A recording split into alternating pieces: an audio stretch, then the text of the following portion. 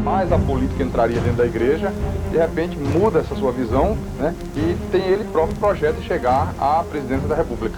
Ensina as táticas para convencer o povo a fazer doações. Esses pastores agilizam a liberação de verbas do Ministério da Educação para seus favorecidos. Eu vou entrar nessa campanha dos R$1.000 consagrados ao Senhor. São 1.000 homens e mulheres que Deus já apontou a Deus. Eu sou homem de Deus, cai de joelho, demônio, cai de joelho. E a gente fala agora sobre um escândalo no meio religioso. A moça que terá a imagem preservada se diz uma das vítimas dos supostos assédios sexuais. Um pastor foi preso ontem. De tudo que ele disse para essa menina, usando sempre o nome de Deus para tentar convencer a garota.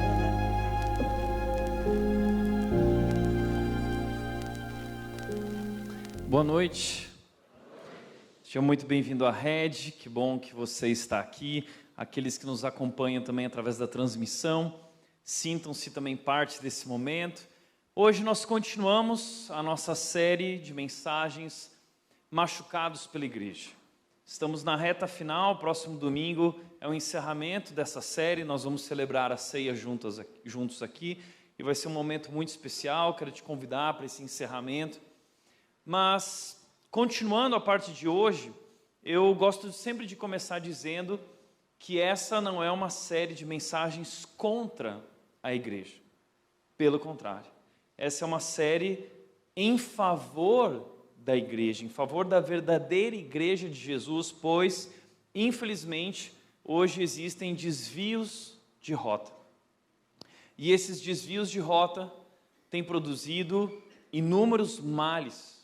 Pessoas que foram feridas em nome de Deus, pessoas machucadas, pessoas que foram esmagadas, drenadas, pessoas que chegam aqui desesperadas e desacreditadas desse negócio chamado igreja. Então essa não é uma série para as outras igrejas, essa é uma série sobre nossa igreja, é uma série para nós tratarmos esses assuntos difíceis e complicados, buscando uma desintoxicação e buscando uma nutrição, um nutrir com aquilo que é verdadeiro a respeito da igreja. Então, esse é um processo que nós estamos vivendo nessa série de desintoxicação, de desconstrução, para construir novamente o nosso pensamento, o nosso coração, o nosso entendimento do que é ser igreja. E nós precisamos falar sobre isso. Afinal de contas, esses inúmeros escândalos e males e desvios estão produzindo um grupo chamado de desigrejados. Essa semana eu estava fazendo uma pesquisa sobre esse grupo de pessoas que são os desigrejados. São pessoas que se dizem cristãs, dizem professar sua fé em Jesus, mas elas não querem mais participar da igreja. Elas vivem uma vida cristã individual, uma fé individual. Interessante que o número de desigrejados está crescendo absurdamente. Uma pesquisa feita pelo IBGE, através do censo do ano de 2000, revelou que lá, 20 anos atrás, existiam mais ou menos 1 milhão de pessoas que se diziam cristãs, mas não participavam, não tinham parte na igreja. Incrivelmente, depois de 10 anos, o mesmo censo do IBGE, no ano de 2010, trouxe um dado novo, de que esse número tinha crescido para 9 milhões. 9 milhões de pessoas que professam uma fé cristã, mas não querem participar da igreja. Não houve o censo de 2020, 2021, devido à pandemia, mas o IBGE já está fazendo um novo censo e muitas pessoas têm comentado a respeito disso, trazendo uma estimativa que os novos dados trarão aí cerca de 20 milhões de pessoas que se dizem cristãs, mas não querem viver a sua espiritualidade dentro do contexto da comunidade cristã. E claro, a pandemia acelerou muito esse processo de pessoas que deixaram a igreja, abandonaram a igreja e não voltaram mais. 20 milhões. É muita gente. Interessante que o Nelson Bomilcar, ele lançou um livro para falar sobre esse fenômeno dos sem igreja. E o Nelson Bomilcar, ele disse o seguinte, ele mostra nesse livro quais são os principais tipos de desigrejados, dentre os quais eu gostaria de destacar 3. Primeiro grupo que eu gostaria de destacar, os desencantados. São pessoas que tinham expectativas que não foram supridas. Pessoas que sofreram algum tipo de decepção com a igreja, que viram falhas na comunidade, que viram falhas na organização, que viram falhas na liderança e não souberam lidar com isso, porque tinham a ilusão de que a igreja deveria ser perfeita e deveria atendê-las perfeitamente. Além disso, existe um outro grupo que são os machucados pela igreja, pessoas que foram feridas em nome de Deus, pessoas que sofreram dores profundas através do abuso espiritual, abuso emocional, abuso psicológico, abuso de poder, abuso sexual, inclusive. Inúmeros escândalos têm vindo à tona por parte de pastores, por parte de igrejas, e são pessoas que criam tal aversão à igreja que não querem nem mais ouvir falar em igreja. E existe um terceiro grupo que eu queria destacar, que são os desigrejados consumistas. Eles não necessariamente viveram decepções na igreja, mas eles decidiram viver uma espiritualidade de consumo, uma espiritualidade individual dentro de casa, assistindo internet, cultos de pastores diversos, né? Sem se relacionar dentro desse ambiente da igreja com pessoas, mas vivendo a sua espiritualidade dentro de casa. Pessoas que até talvez vão para a igreja, mas não assumem um compromisso com a igreja. Elas vão à igreja que dá na telha, né? Ou é como ir no shopping, na praça de alimentação, quando eu chego lá com a Nath, a gente olha um para o outro e fala assim, e aí amor, o que a gente vai comer hoje? O que a gente está afim? Aí você tenta pensar com a barriga, assim, eu estou afim do japonês, eu estou afim do pizza crack, eu estou afim do Big Mac, eu estou afim do mineiro, o que eu estou afim de comer hoje? Então a gente vai ali naquilo que nos serve melhor. É uma atitude de fast food, né? Self-service, igreja self-service, eu vou me servir daquilo que hoje eu estou afim. Então, se hoje eu estou afim de louvorzão, eu acordei no domingo com uma vontade de um louvorzão, aquela música bonita, saxofone, pá, eu vou naquela igreja que tem louvorzão, né? Não, hoje eu estou afim de uma palavra bíblica, uma palavra dura, um confronto, assim, então eu vou na igreja Y. Não, hoje eu estou afim de revelação, né? Hoje eu quero ouvir mistérios, hoje eu quero ver coisas assim sobrenaturais acontecendo, gente caindo no chão. Então eu vou para a igreja do reteté, né? E aí você vai para a igreja do reteté. Ou seja, são pessoas que não estabelecem vínculos com uma comunidade local, mas elas têm essa atitude de servir-se daquilo que lhes agrada, que lhes é conveniente. Eu lembro que algum tempo atrás uma mulher chegou para mim aqui na Red e falou assim, Thiago, eu gosto tanto da Red, mas eu gosto tanto do Hangar, que eu quero ser membro nas duas igrejas. Eu falei assim, que pena, né? Eu também gosto muito do Hangar, do Juan, mas você vai ter que escolher uma igreja para servir, você precisa assumir um compromisso com a igreja local, tá? Então, infelizmente, são pessoas que têm essa mentalidade consumista, e estão ali para consumir e não para contribuir, não para servir, não para se doar e fazer parte na construção de uma verdadeira igreja. Agora, por que esse número de desigrejados está crescendo? Absurdamente, é um fenômeno. São pessoas decepcionadas, desencantadas, machucadas. Pessoas que olham para a igreja e não acreditam mais na igreja. Porque não encontraram a igreja que sonhavam, não encontraram a igreja que esperavam. Então, eu gostaria de, em cima disso, levantar uma pergunta muito pertinente aqui no nosso momento, que é, será que existem igrejas perfeitas? Será que um dia você vai encontrar uma igreja perfeita? Será que a Red é essa igreja, uma igreja perfeita? E é óbvio que não é. Interessante que uma vez eu estava conversando com um desigrejado. E eu perguntei para ele, por que você não participa de uma igreja? Ele disse, Tiago, eu não participo da igreja porque eu não acredito nessa igreja que está aí. Eu falei, bom, então em que igreja você acredita? Ele disse, eu acredito na igreja do céu. Eu falei, puxa, que bonito, maravilhoso. Qual é a igreja do céu? A igreja do céu é a igreja do coração de Jesus, a igreja que Jesus sonhou. Então, que igreja é essa que Jesus sonhou? Onde ela está? Ele disse, olha, Tiago, eu não conheço nenhuma agora para te falar, mas lá na Bíblia, tá? Lá na Bíblia tem uma igreja assim. Eu falei, tem? Tem. Qual? Eu falei, a igreja primitiva. Que legal, a igreja primitiva, ali é a igreja do céu, a igreja que Jesus sonhou. E sabe que, infelizmente, muitas pessoas pensam assim.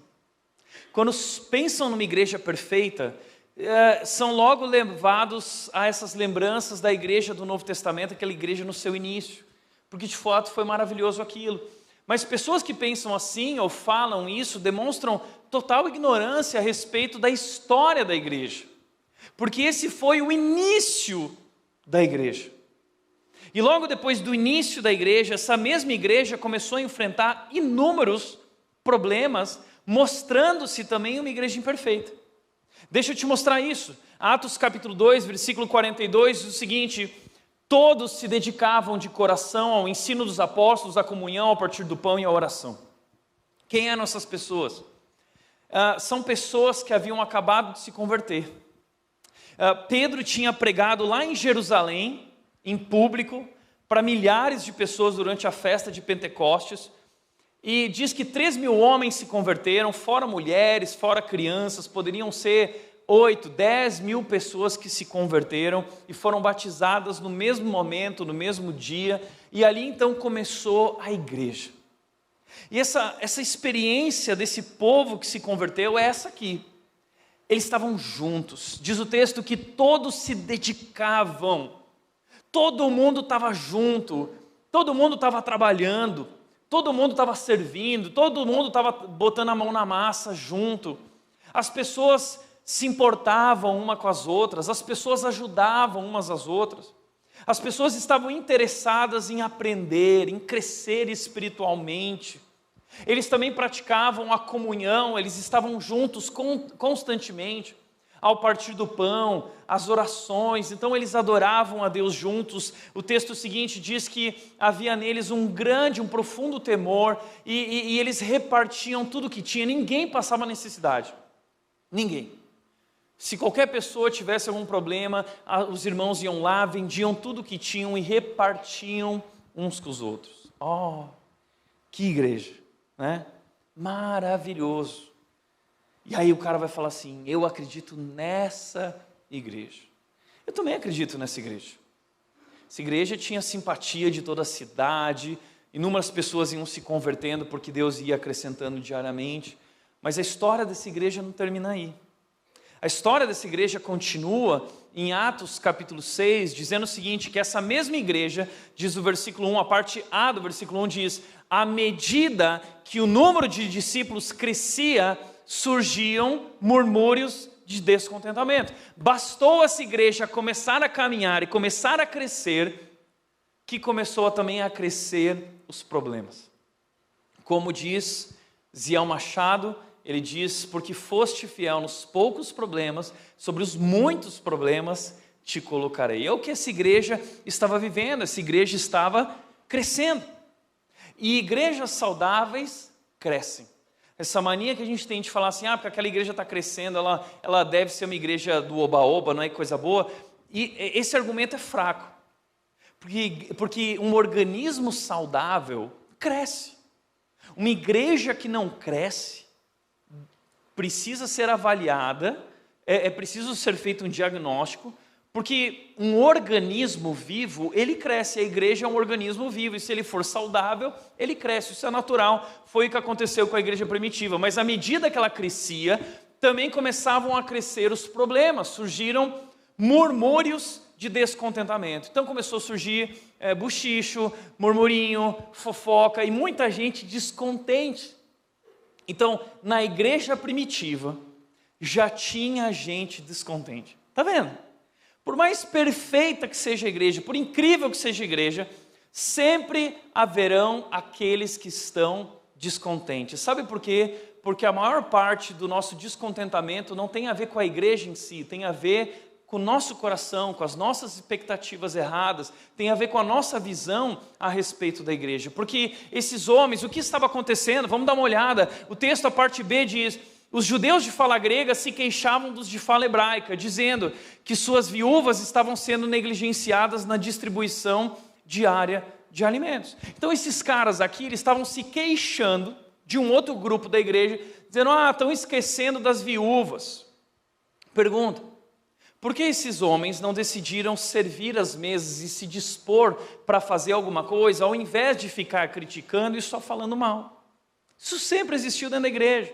Queixa, descontentamento e pessoas sendo negligenciadas, pessoas que talvez foram esquecidas, não foram atendidas da maneira devida. Afinal de contas, como disse Jesus, a seara é grande, mas os trabalhadores são poucos. Então, orem, rogando ao Senhor que envie trabalhadores, porque qual é o problema? Faltam trabalhadores, falta gente comprometida, falta gente disposta a fazer, a botar a mão na massa. E essa igreja começou a enfrentar esses problemas. Então, os discípulos tomaram uma decisão. Nós não podemos atender a todos, nós não conseguimos, não há capacidade para nós atendermos todas as demandas.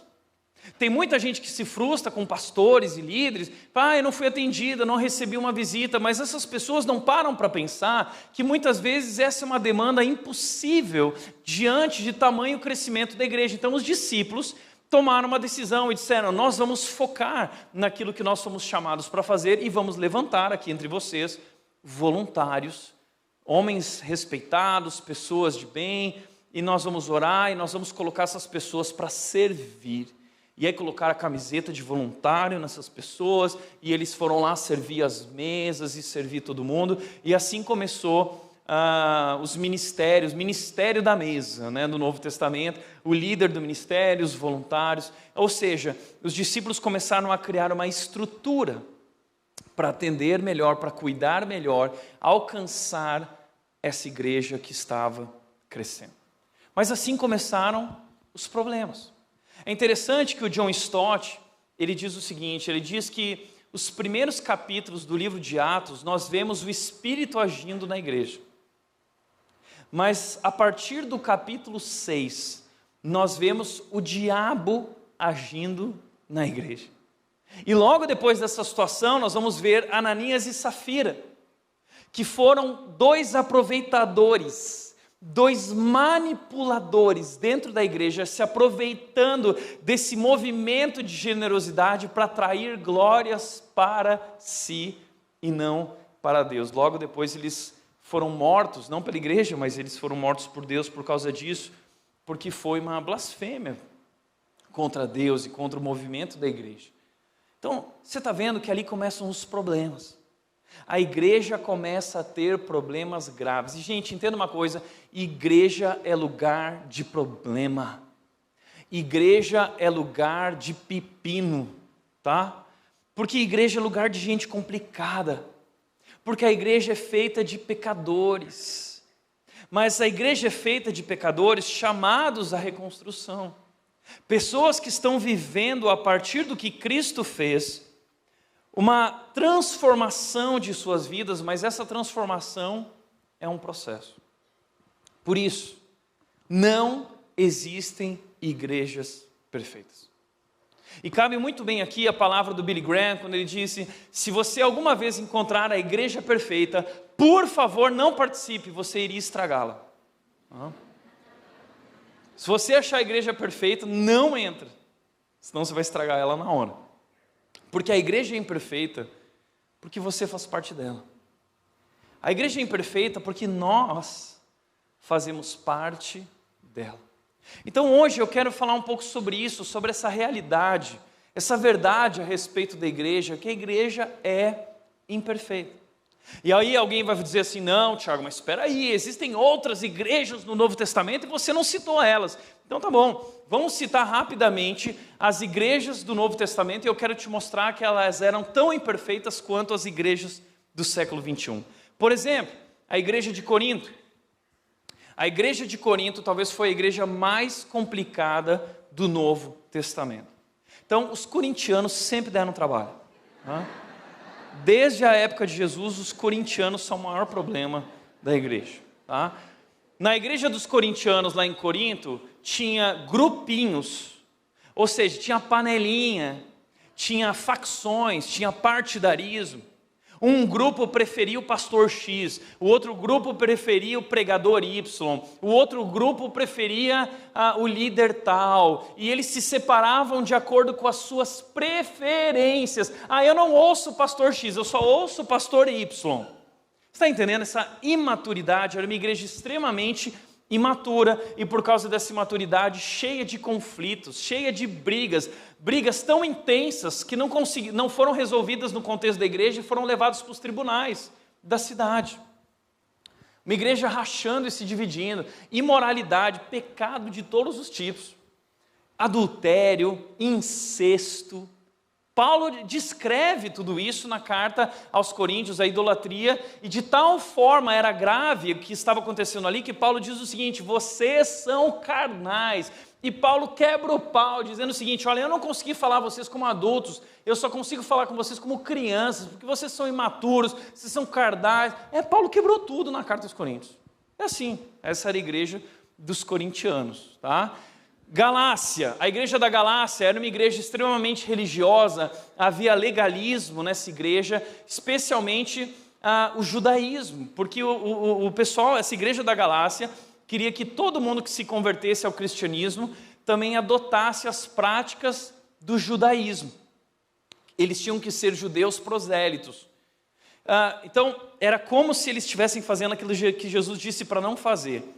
O vinho novo é num odre novo. Eles queriam colocar o vinho novo num odre velho. E aí, quando alguém entrava nessa igreja, eles queriam circuncidar os homens. Essa era uma prática do judaísmo, que distinguia e caracterizava aqueles que faziam parte do povo de Israel. E eles queriam passar todo mundo na faca. Imagina isso, termina os 4 passos, passa ali na salinha. Né? Quem quer participar da igreja da Galácia? Efésios, uma igreja de Éfeso era uma igreja maravilhosa, no seu início sim, mas depois essa igreja enfrentou falsos mestres, falsos ensinos, houveram grandes lutas dentro dessa igreja para combater os falsos mestres e falsos ensinos como gnosticismo, fofocas haviam nessa igreja, avareza, os ricos eles não queriam repartir o que tinham, e viviam esse amor pelo dinheiro, e aí Paulo diz que eles sejam ricos em repartir, sejam generosos. E essa igreja tinha um problema também para eles, que era um líder jovem. Essa igreja não aceitava a autoridade do líder deles, que se chamava Timóteo. Paulo deixou lá um jovem chamado Timóteo, e pelo que parece, quando nós lemos as cartas de Paulo a Timóteo, o que nos parece é que Timóteo não era um jovem muito carismático, mas ele era alguém de caráter. Interessante que a igreja estava muito entusiasmada com os falsos mestres cheios de carisma, porque os falsos mestres dos lobos, eles têm carisma, mas não têm caráter. Timóteo talvez não era tão carismático, mas ele tinha caráter. E Paulo manda uma carta para ele, a primeira e a segunda carta de Paulo a Timóteo, para encorajar Timóteo, porque ele queria desistir de tudo. Na primeira carta, Paulo vai falar o seguinte, Timóteo, o líder aprovado por Deus não é o líder que tem carisma, é o líder que tem caráter. E ele diz, portanto, 1 Timóteo 4,12, torna-te o padrão dos fiéis na palavra, no procedimento, na fé, no amor e na pureza. Ele vai dizer, Timóteo, atenta bem para a sua vida. Então Paulo fala sobre caráter. Já na segunda carta, Paulo vai falar muito sobre Timóteo, não desista, Timóteo fica firme, porque a igreja estava vindo contra o Timóteo, que não queria aquele líder ali, tipo, Paulo diz, não, eu te coloquei aí, então assim, assuma o controle das coisas, mantenha viva a chama que há em ti, e Paulo diz assim, combata o bom combate, que Timóteo queria desistir, que muitos pastores desistem, porque lidar com a igreja não é fácil. Não é fácil lidar com pessoas e com as expectativas e desejos das pessoas. E Timóteo estava sofrendo, como muitos pastores sofrem e se suicidam. O número de suicídio de pastores está aumentando, porque a igreja é um negócio complicado. E aí Paulo manda um recado para Timóteo, dizendo o seguinte, está lá na segunda carta de Timóteo, Paulo diz assim, Timóteo, para suas úlceras, gastrite, ou seja, Timóteo estava muito mal. Paulo diz assim, toma uma taça de vinho por dia. Aí já tem marido cutucando a esposa, falando, está vendo? É bíblico. Não confie nos conselhos medicinais de Paulo. Filipos, partidarismo, vanglória, libertinagem. Paulo diz lá na carta de Filipenses, por exemplo, capítulo 2, versículo 4, nada façam por ambição egoísta, mas em tudo considerem os outros superiores a si mesmo, porque tinha gente narizinho empinado, que se achava, eu sou o cara, né? E aí ele fala assim, que a atitude de você seja a mesma de Cristo, que se esvaziou, que não se achou, o fato de ser igual a Deus era algo que ele devia se achar, mas se esvaziou. Está entendendo o contexto das cartas? Colossos, tá? Uma igreja que enfrentou falsos mestres, enfrentou legalismo, enfrentou o misticismo, começou a entrar também falsos ensinos de experiências sobrenaturais com anjos, e as pessoas começaram, eu vi o anjo, entendeu? E legalismo, muitas regras.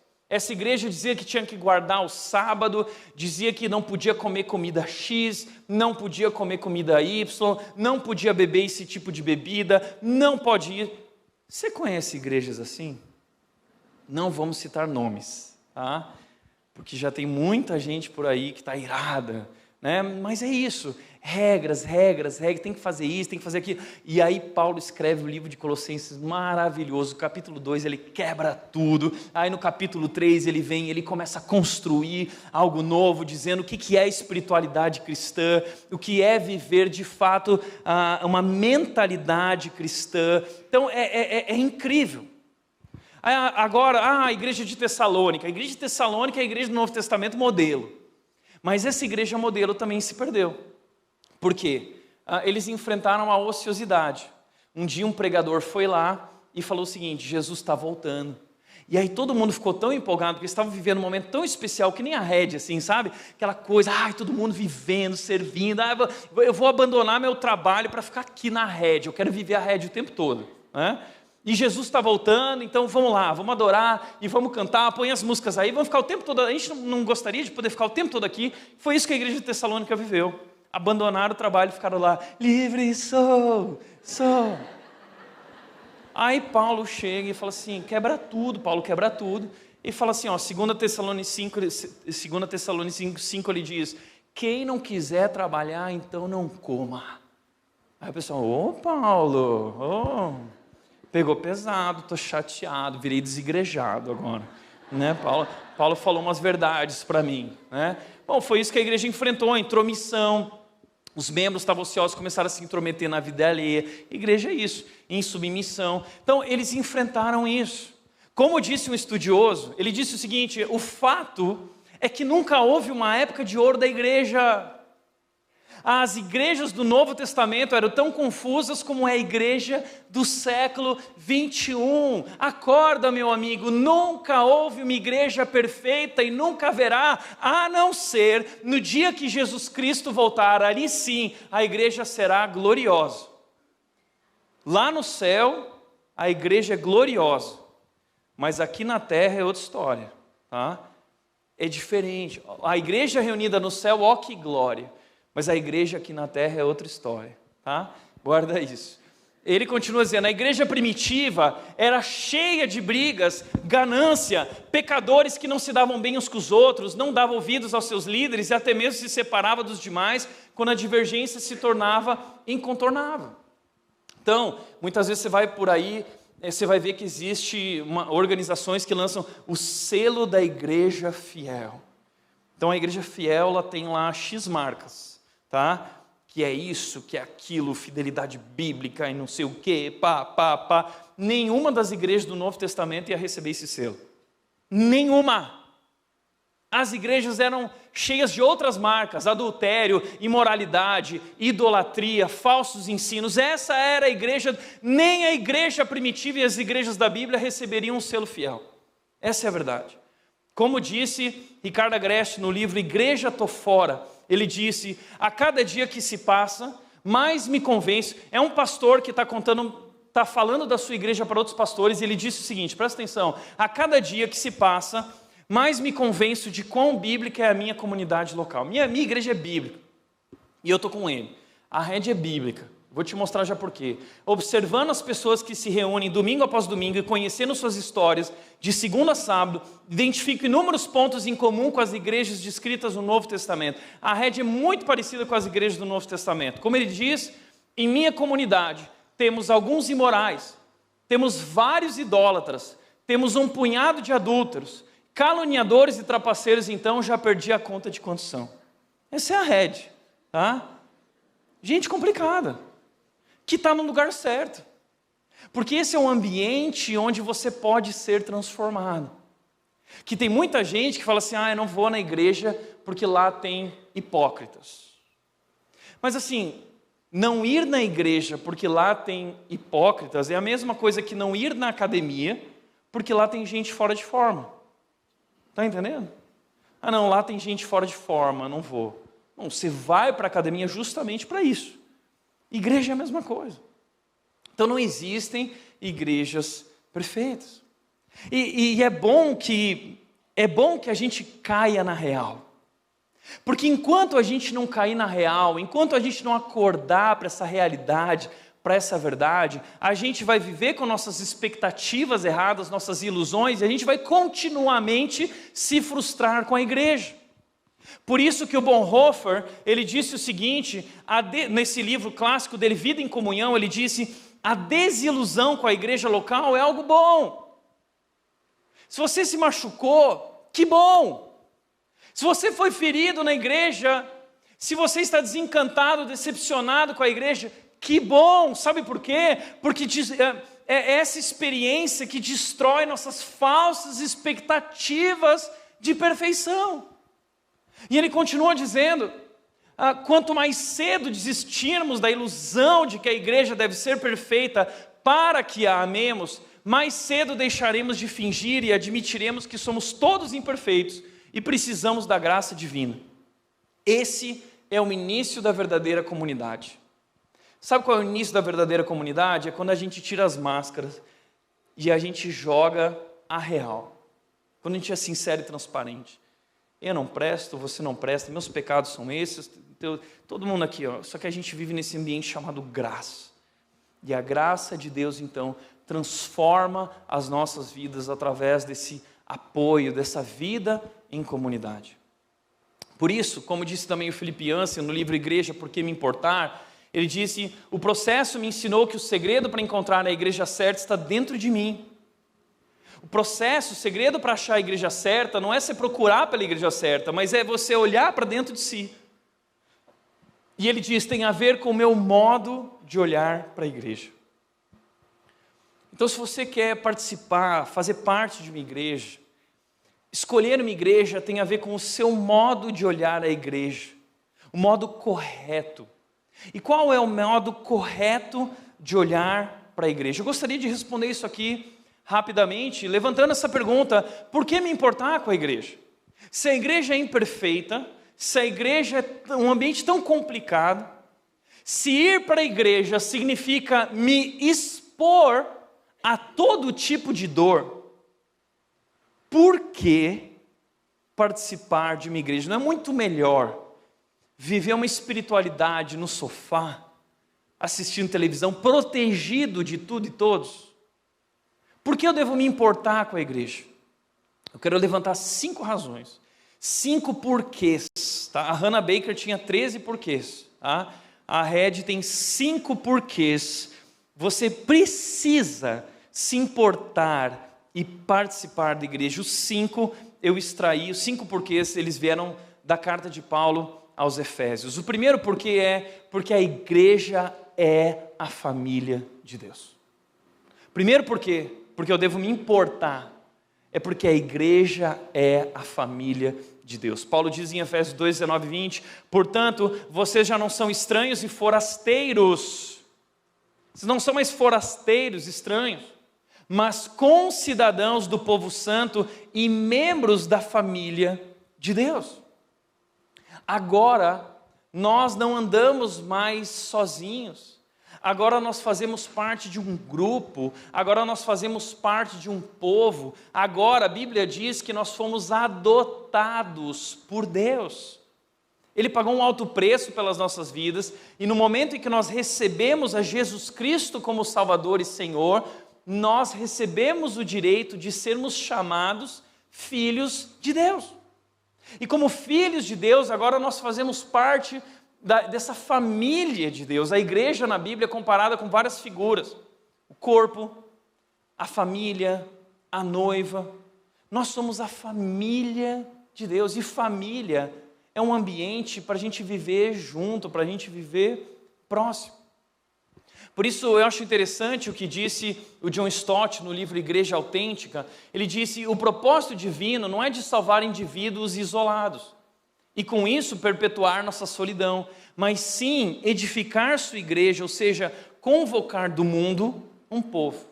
Qual é o propósito de Deus com a igreja? Não é salvar indivíduos isolados, mas o propósito de Deus tem a ver com um povo. Deixa eu te dizer uma coisa, um segredo para você guardar para a tua vida. Deus não tem um propósito para a sua vida. Guarda isso. Você deve ter ouvido: Deus tem um propósito para a minha vida. Não, não tem. Deus não tem um propósito para a sua vida. Deus tem um propósito para o seu povo. O propósito de Deus é para um povo, é para uma família, é para esse grupo que foi chamado do mundo. Tiago, mas lá na Bíblia está escrito que todas as coisas cooperam para o meu bem. Pois é, meu bem. Esse texto não fala isso. Esse texto não fala isso. Então fala o quê? Esse texto diz o seguinte: todas as coisas cooperam para o bem daqueles que foram chamados de acordo com o seu propósito. Ou seja, está no plural. O propósito de Deus é para a igreja, e todas as coisas cooperam para o bem da igreja e não o seu bem. As coisas não cooperam para o seu bem individual. As coisas cooperam para o bem desse corpo, dessa igreja, dessa comunidade, dessa família. É isso, o propósito de Deus é para esse povo. Então não dá para viver esse cristianismo isolado. Não existe cristão que vive fora da família. Esse é o ambiente que nós somos chamados a viver. E essa é a nossa identidade agora. Como disse o Philip Yancey, minha identidade em Cristo é mais importante que minha identidade como norte-americano, como brasileiro. A igreja é o lugar onde eu celebro minha nova identidade e a desenvolvo no meio de um povo que possui muitas diferenças, mas partilha essa única característica comum. Qual é a nossa única característica comum? Nós somos filhos de Deus. É isso que nos distingue. Nós somos diferentes. Unidade não significa diversidade, que não haja diversidade. Há uma diversidade aqui, existem muitas diferenças, mas existe algo em comum. Nós somos filhos de Deus. E essa é a nossa maior identidade. Essa semana perguntaram o seguinte para mim: Tiago, podcast que eu estava participando de uma entrevista, e perguntaram assim: quem é o Tiago? Conta para nós, quem é o Tiago? Eu disse: olha, eu poderia dizer que o Tiago é gaúcho, eu poderia dizer que o Tiago é colorado, eu poderia dizer que o Tiago é um cara estressado, no trânsito, irado, eu poderia dizer que o Tiago é casado com a Nath, tem uma esposa linda, o Tiago tem uma filha gordinha, maravilhosa, fofinha, o Tiago tem uma igreja bacana lá, Mas não são essas coisas que definem quem é o Tiago. A minha identidade não está naquilo que eu faço, a minha identidade não está nos papéis que eu desempenho, a minha identidade não está na profissão que eu exerço, a minha identidade, a minha maior identidade, a minha profunda identidade eu sou um filho amado de Deus. Esse é o maior título que alguém pode receber na vida, o maior título. Você que está em busca de fama, sucesso, o maior título que alguém pode ter na vida é ser chamado filho de Deus. E assim como Cristo foi reconhecido por Deus como seu filho amado, agora através do que Jesus Cristo fez na obra da cruz, eu também sou chamado de um filho amado de Deus. Mas eu não sou um filho único, eu sou um filho de muitos irmãos. A família é muito grande. E esse Deus agora me chamou a amar os meus outros irmãos. E ele disse o seguinte, João 15:35, Jesus disse: um novo mandamento eu lhes dou, que vocês tenham amor uns pelos outros. E essa será a marca que distingue vocês, se vocês tiverem amor uns pelos outros. É isso. Então a nossa espiritualidade é uma espiritualidade vivida em conjunto, nesse lugar que cria a nossa identidade verdadeira. Nós somos filhos de Deus, é por isso que nós estamos aqui. Mas o texto continua dizendo: juntos somos sua casa.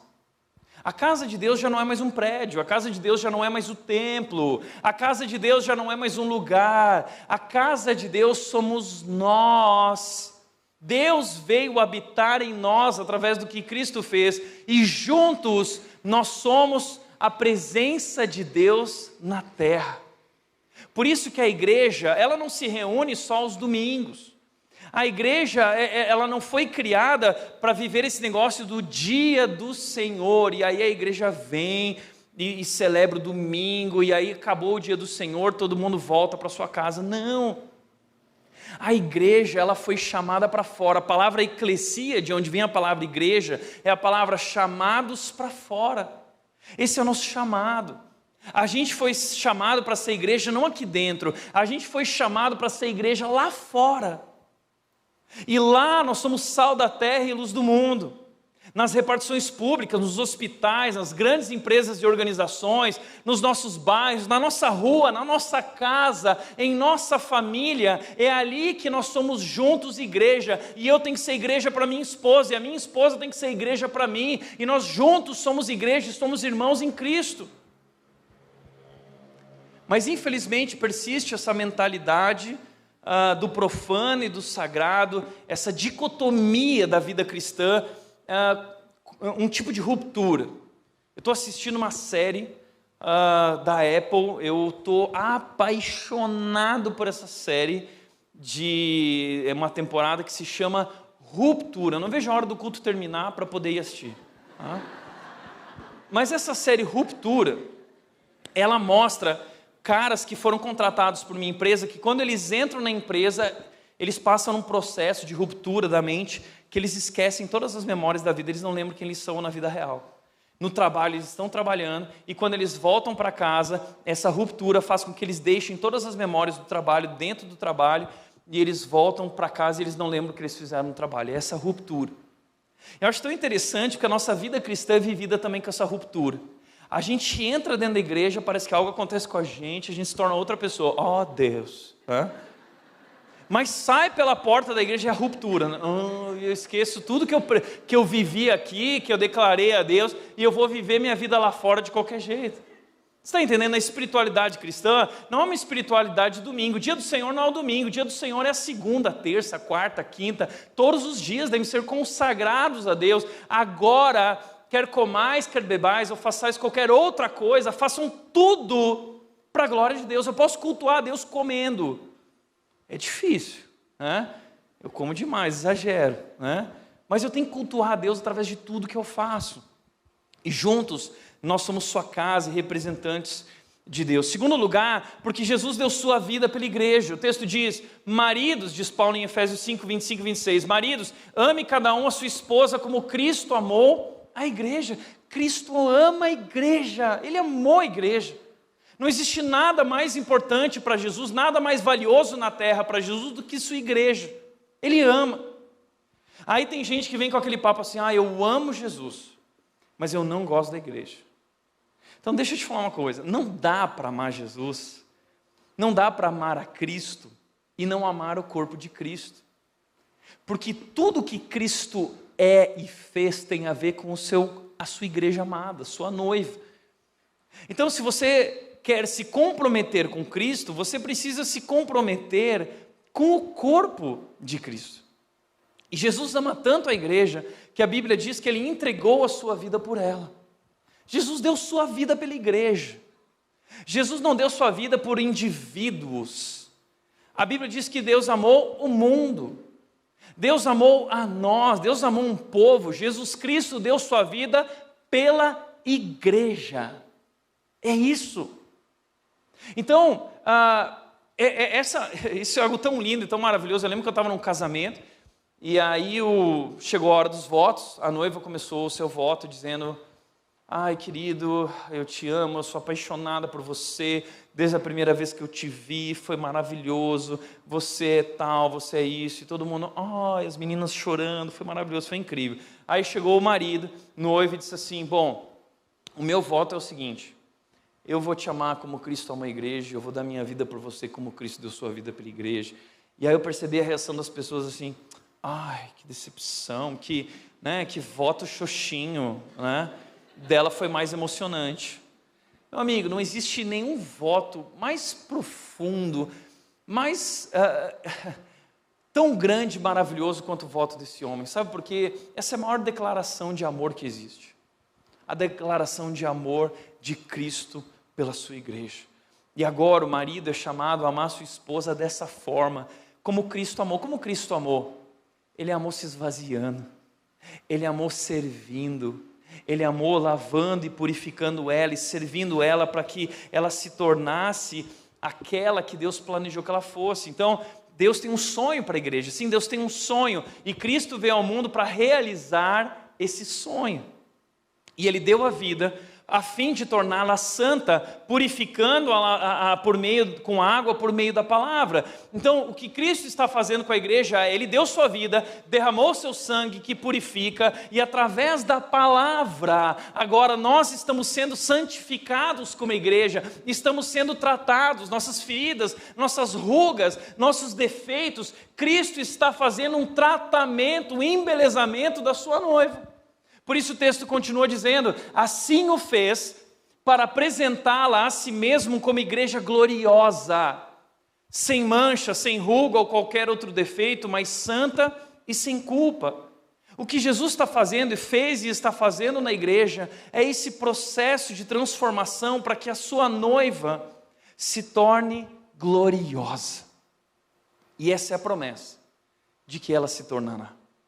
Porque o último capítulo da Bíblia, Apocalipse 21 e 22, termina mostrando isso. É uma festa de casamento. E quem está lá? O Cordeiro, são as bodas do Cordeiro. E diz que a igreja virá com roupas brancas, vestes brancas. A noiva vai chegar, linda, gloriosa, maravilhosa. E o noivo vai a receber e eles serão felizes para sempre. Essa é a história da igreja. A história da igreja é que a igreja vai resistir a todos esses abusos, a todos esses ataques, porque a igreja está firmada sobre a rocha. O alicerce da igreja é Cristo Jesus. Ele é a pedra angular e Ele garantirá com seu poder e sua graça e seu amor que a igreja chegará lá, e chegará lá sem mancha, sem ruga ou qualquer outro defeito, mas santa e sem culpa. Na comunidade judaica existia esse costume de que quando dois jovens noivavam, eles tinham um período até o casamento. Nesse período, o noivo ia preparar o lugar para sua noiva. Cuidava de todos os preparativos da festa e do seu lugar que morariam juntos. E então, sem avisar, o noivo voltava para buscar a noiva com trombetas, fazia uma festa. E a noiva tinha que ficar esperta e vigiando. Por quê? Imagina o noivo chegar, tá pronta a casa e a festa, e a noiva está com o cabelo de pé, né? com aquela cara toda amassada. Então a noiva, ela tinha que estar preparada para a chegada do noivo. Essa é a ilustração que há na Bíblia. Deus está cuidando, Deus está tratando nossa igreja, a igreja dele. É isso que está acontecendo e isso é tão maravilhoso e tão lindo. Então, o casamento já tem data marcada. Vai chegar, a igreja será gloriosa. Nós não sabemos o tempo, mas o noivo virá de modo que, como um ladrão, né, diz a Bíblia, sem avisar. J.I. Powers disse, esta é uma grande velha nave, falando sobre a igreja. Ela range, balança, rola e às vezes faz com que a gente queira vomitar, mas ela chega ao destino. Sempre chegou, sempre chegará até o fim dos tempos, com ou sem você. A igreja vai chegar lá, com ou sem você. O propósito de Deus é para a sua igreja, para a sua noiva. Terceiro lugar, porque Deus tem um propósito para a igreja. Texto de Efésios 2:10, Paulo diz, pois somos obra-prima de Deus, realizada em Cristo Jesus, criados em Cristo Jesus, a fim de realizar as boas obras que Ele de antemão planejou para nós. A igreja é a obra-prima de Deus. A igreja é essa grande arte de Deus, que Deus está apresentando ao mundo. E a Bíblia diz que nós somos criados em Cristo Jesus, essa família, a igreja, a fim de, existe uma missão, existe um propósito, qual é? Realizar as boas obras que Ele de antemão planejou para nós. Deus planejou tudo isso desde o início dos tempos. Ele planejou a igreja e aquilo que a igreja faria por Ele na terra, como sua representante. Por isso o texto de Efésios 3, continua dizendo, Efésios 3:10 diz, o plano de Deus era mostrar a todos os governantes, veja, o plano de Deus era mostrar a todos, governantes e autoridades do mundo celestiais, do universo. Deus quer mostrar para o universo, por meio da igreja, quem Ele é, as muitas formas da sabedoria divina. Você entende esse plano de Deus? Ele decidiu apresentar para o universo a sua grandeza através da igreja.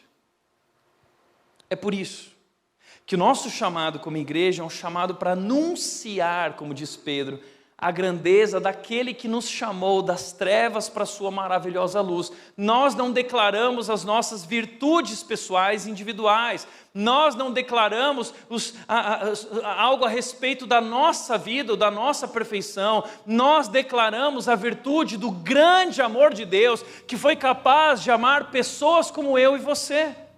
É isso que nós declaramos ao mundo. E fomos chamados agora para ser as mãos e pés de Jesus sobre a terra. Nós somos o corpo de Cristo, nós somos a representatividade de Deus aqui na terra. E o contexto de Efésios 3, Efésios 1, 2 e 3, Paulo está falando sobre um mistério que foi revelado. Qual é o grande mistério de todas as eras? Sabe qual é o maior mistério de Deus? Hoje você vai descobrir qual é o maior mistério de Deus. O maior segredo de Deus em toda a história. Deus guardou esse segredo, as 7 chaves, desde o início dos tempos, desde a fundação do mundo, antes da fundação do mundo. Deus já tinha esse plano. Sabe qual era o plano de Deus? O segredo de Deus? O segredo de Deus é um só. Se chama, eu vou contar para você, igreja. Igreja. Deus planejou isso antes da fundação do mundo. Nós somos esse plano. E Deus quer mostrar para o universo quem Ele é, através de nós. Que responsabilidade. Por isso, eu não sei se você já entendeu a história que nós estamos vivendo. Em que momento você está de tudo isso que eu estou falando. Quero desenhar para você. Essa história, não somente das nossas vidas, mas do mundo. E hoje nós estamos vivendo esse momento marcado por tragédias, por pandemia, marcado por mortes, marcado por crise econômica, inflação, desestabilização política, polaridade, futuro incerto. A gente não sabe o que vai acontecer. Uma hora é tsunami, outra hora é guerra. É um futuro incerto e nós ficamos com medo e ansiedade diante de tudo isso.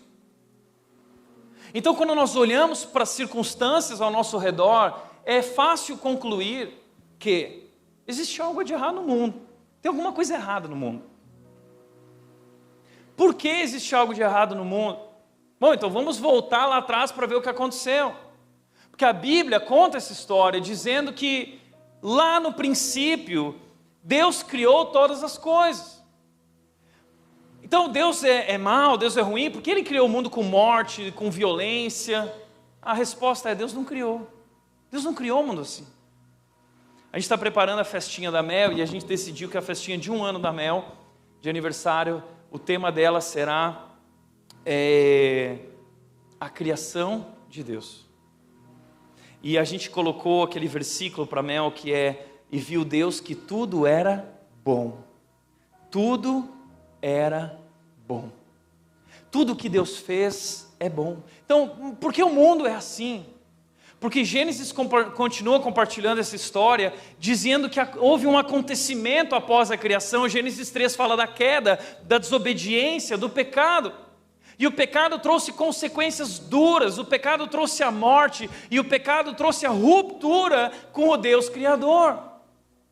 E ao trazer essa ruptura, o pecado lançou uma maldição sobre nós, que distorceu a imagem e semelhança de Deus em nós.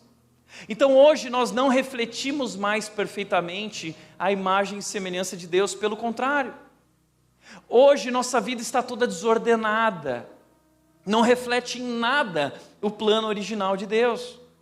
A Bíblia diz que é do coração que procedem as fontes da vida, mas a mesma Bíblia diz, nesse mesmo livro de Provérbios, que o nosso coração é desesperadamente corrupto. Então, da fonte da nossa vida, a corrupção, nosso coração é a culpa de tudo que nós vivemos, sentimentos desvirtuados, pensamentos desvirtuados, é do nosso coração enganoso que parte, essa é a consequência do pecado. Por isso, você não pode usar como parâmetro e definição de quem você é o que você sente, porque você não sente aquilo que foi criado para sentir. O plano original de Deus era outro, o pecado desvirtuou, e você hoje já não reflete mais o plano original. Agora você foi desvirtuado, foi distorcido, teus sentimentos foram distorcidos, coração. Por isso não dá para a gente confiar em si mesmo. Por isso a Bíblia diz: não confie em seu coração. É isso.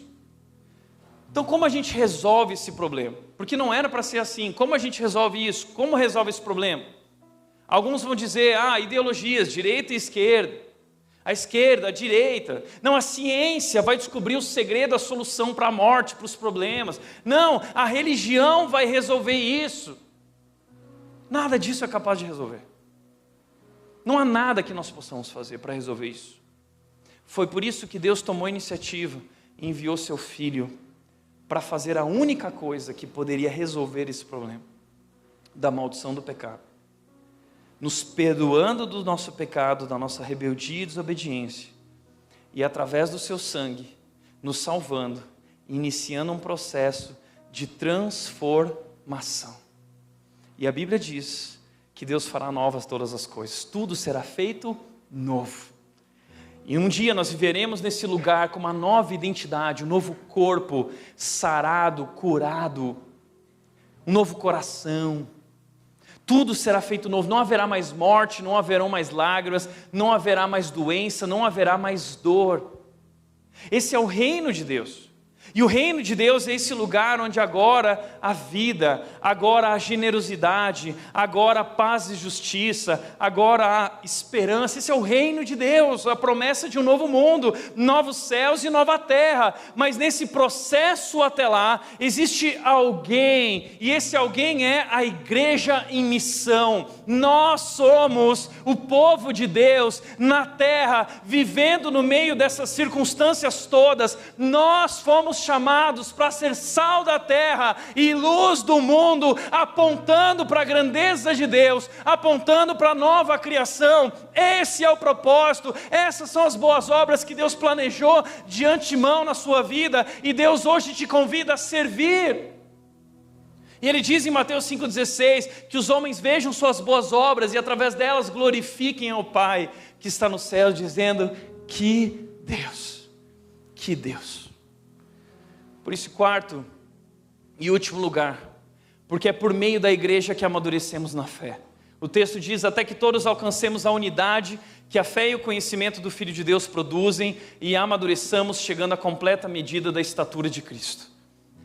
Nós estamos na igreja, não só para servir, mas para crescer espiritualmente, amadurecer, nos tornando aqueles que Deus planejou que nós fôssemos.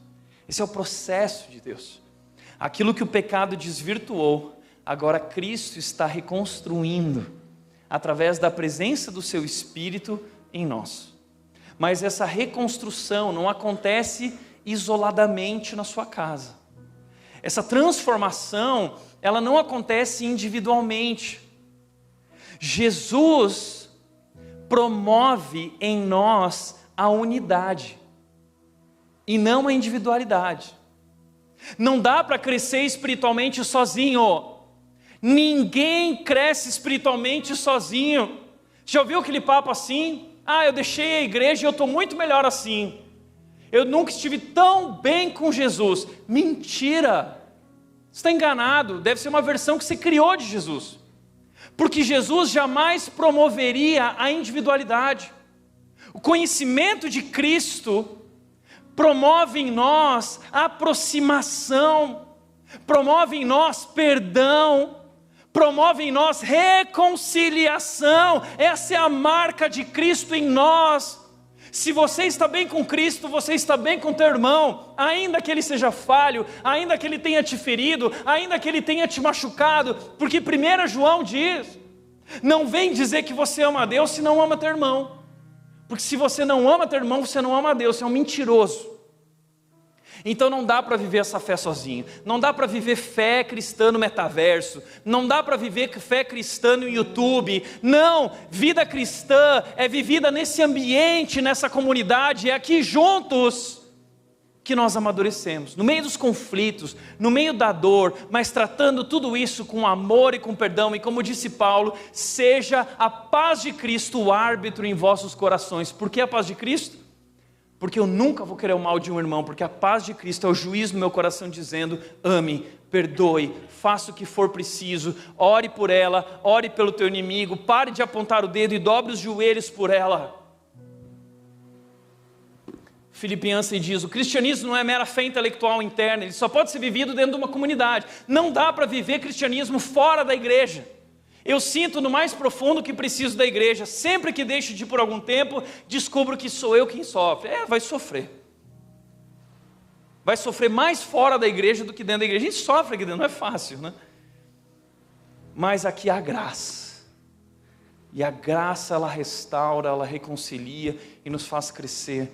Por isso, Efésios 4,15 diz: em vez disso o quê? Em vez da gente se deixar levar por qualquer vento, doutrina, tal coisa, como meninos, em vez disso, nós vamos falar a verdade em amor, e através dessa verdade em amor, nós vamos crescer em todos os aspectos e nos tornar mais parecidos com Cristo, que é o cabeça. A verdade em amor.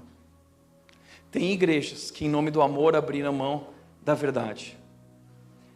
A igreja que não prega a verdade para não perder pessoas, perdeu Cristo. A igreja que prega a verdade sem amor também perdeu Cristo. É a verdade em amor. É isso que nós fazemos juntos aqui. Estamos buscando a verdade em Cristo. Hebreus 10:25, não deixemos de nos reunir como fazem alguns, mas encorajemos-nos mutuamente, sobretudo agora que o dia está próximo. Quinto e último lugar, porque você recebeu um dom para servir na igreja. A cada um de nós, diz Paulo, porém, ele concedeu uma dádiva, por meio da generosidade de Cristo. A cada um de nós, dentro desse plano de Deus, Ele deu para cada um presente. Deus, se você é convertido, se você se rendeu a Cristo, Deus te deu um presente. Que presente é esse? É um dom. O que é o dom? Uma capacitação sobrenatural que Deus te deu para ajudar o teu irmão a crescer na fé. E teu irmão não vai crescer na fé se você não desempenhar o teu papel e a tua função específica. E quando Jesus voltar, A pergunta que ele vai fazer é: o que você fez com o dom que eu te dei? E ele vai dizer para algum servo bom e fiel. E ele vai dizer para algum servo inútil: eu te dei um dom para você servir, para você parar de olhar para o próprio umbigo e aprender a trabalhar pelo crescimento espiritual das pessoas. Por isso Paulo diz: Ele, Cristo, faz com que todo o corpo se encaixe perfeitamente.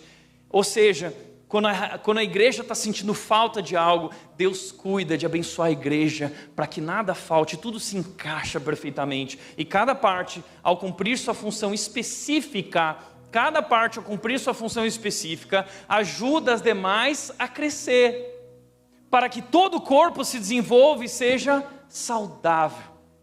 Para o corpo de Cristo, para a igreja ser saudável, todos nós, cada um de nós, precisa cumprir e desempenhar a sua função. Por isso não vem com esse papo de: essa igreja é muito grande, não tem lugar para mim, não precisa de mim. O corpo de Cristo precisa de você. Deus te deu um dom para servir, não para você se achar, não para você ser vaidoso com esse dom, não para você viver espiritualidade de sofá. O dom foi dado para vir ralar, colocar a mão na massa e se doar e contribuir. Essa é a igreja. Esses são os 5 porquês. Por isso, como disse o Nelson Bomilcar, ele disse o seguinte: essa nova geração de cristãos não deveria buscar insistir em novos caminhos para ser igreja, ao invés de simplesmente abandoná-la. É isso que eu quero propor. Ao invés de abandonar a igreja, venha contribuir por uma nova igreja, uma igreja diferente, uma igreja não perfeita, mas uma igreja saudável. É possível viver isso. E se hoje você foi tocado e você fala assim: tá bom, eu quero participar de uma igreja, qual igreja eu devo participar? Eu quero te deixar rapidamente para a gente encerrar como reconhecer uma igreja saudável, não perfeita, mas saudável. Uma igreja saudável tem doutrina, verdade, Bíblia, princípios, não abre mão da verdade. Mas uma igreja saudável também tem amor, porque a maior doutrina bíblica nos apresenta o amor de Deus. Deus é amor, e uma igreja que não vive em amor, uma igreja que não tem acolhimento, que não tem receptividade, que não tem compaixão, que não tem cuidado, uma igreja que não se importa, uma igreja que não perdoa, uma igreja que só acusa e condena, não é uma igreja saudável. Só tem doutrina, é só verdade, abandonou o amor. A igreja de Éfeso tinha doutrina, uma igreja que lutou contra os falsos mestres, venceu os nicolaítas, mas perdeu o primeiro amor. E aí Deus disse: se você não voltar ao primeiro amor, eu vou retirar o candelabro. Por quê? Deixou de ser igreja. O candelabro representava o que é ser igreja. Deixou de ser igreja. Doutrina sem amor não é uma igreja saudável. Procuro isso. Uma igreja saudável tem liderança, não uma liderança perfeita, mas uma liderança aprovada por Deus, uma liderança que tem caráter, uma liderança que sabe manejar bem a palavra de Deus. Uma igreja saudável tem serviço. Uma igreja saudável é uma igreja que está servindo uns aos outros e servindo a sua comunidade. Porque toda nossa espiritualidade, conhecimento de Cristo, desemboca em serviço. Não foi isso que Jesus ensinou? Foi-me dada toda a autoridade nos céus e na terra. Então ele se ajoelhou e começou a lavar os pés dos discípulos e disse: agora vão e façam o mesmo. Conhecimento profundo de Cristo nos leva ao serviço comprometido um ao outro. Uma igreja saudável olha para fora. Uma igreja saudável não vive para si. Uma igreja saudável não pensa só em si mesmo e no seu prédio.